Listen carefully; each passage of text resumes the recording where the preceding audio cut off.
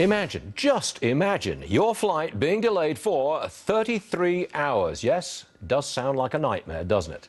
But for these Virgin Atlantic passengers in Las Vegas, it was just reality. And now they're threatening to sue. Whitney Boan says that won't fly. But Dominic Romano disagrees. Whitney, to you first. You say that they cannot sue. 33-hour delay and they can't get a satisfaction in the courts? No way? No way. Come on. I mean, while this is a nightmare for sure, nobody wants to be stuck at an airport for 33 hours. I get it. Let's be honest. This is Vegas. If you were going to be stuck anywhere, wouldn't Vegas be the place you'd want to be stuck? No. I know personally that their slot machines yield better than most of the casinos out there even do. You cannot claim that just because it's Vegas, they can't sue because Vegas is an attractive place to get stuck. You can't say that. No, but what I can say is that, you know, this airline, Virgin, went out of its way to not put these people on an airplane that doubled as a sauna. They're damned if they do, and they're damned if they don't. Okay. These people didn't want to be on there with a stench of BO and shame anyways. They're already on a flight coming from Vegas. You put them on a hot plane, it's even worse. They went out of their way to make these people comfortable, and now they're supposed to be punished for it? I don't think so. Wow, Whitney, you are tough. Let's go to Dominic, shall we?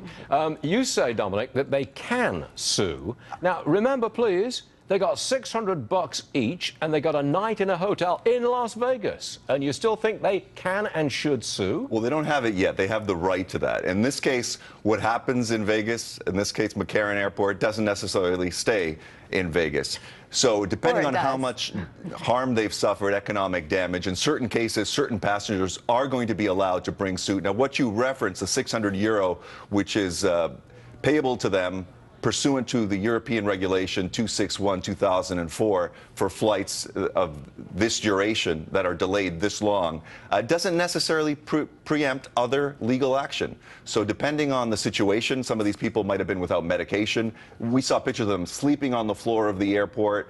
You know, yeah, you don't want to bring them back in a plane that's hot, but who's responsible? Don't you open up a Pandora's box if you say, well, this level of hardship is a little bit too much, therefore they can sue? I mean, you've opened a box here, haven't you, Dominic? Well, 33 hours. That's over a day's delay. Now, the question is, did the airline do everything it could have done? Did it have spare parts available? Could the rudder have been fixed? At one point, there was an extended delay. The passengers apparently were shuttled back and forth between the hotel and the airport and being told, oh, no, now the plane's too hot.